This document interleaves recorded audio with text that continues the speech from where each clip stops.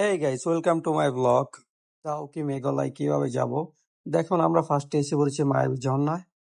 মেঘালয়ের উদ্দেশ্যে আমরা রওনা দিলাম।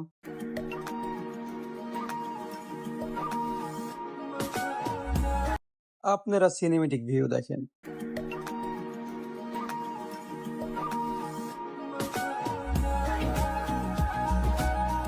এই পাথর দিয়ে আমরা উপরে উঠতাছি।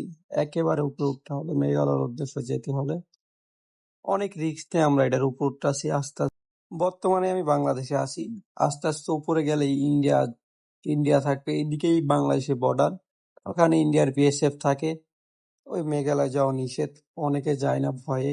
অনেক কোনো ব্লগারও ওখানে যায় না, কোনো ভিডিও দেখিনি। আমরা উপরে গেতে গেতে দেখলাম অনেক সুন্দর জায়গা। পরে শুনি ওখানে ইন্ডিয়া পড়ছে, মেঘালয়। আমরা যাওয়ার পরে ওই জায়গায় বিএসএফ বলতেছে, তোমরা নিচে যাও, নিচে যাও, ইধার পে মাত আ যাও।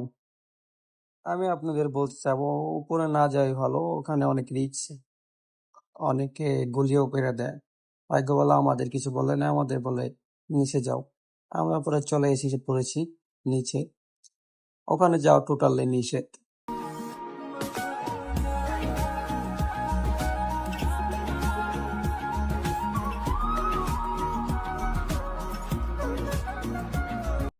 অনেক রিস্ক, আমরা এই পাথর দিয়ে উপরে ওঠা অনেক রিস্ক। রিস্ক হলে কি ও ভাই, এত সুন্দর ভিউ বলার বাইরে, এত সুন্দর পানি।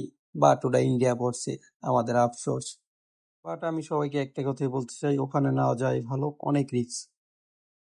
ন্যাচারাল সুইমিং পুল ভাই, ন্যাচারাল সুইমিং পুল।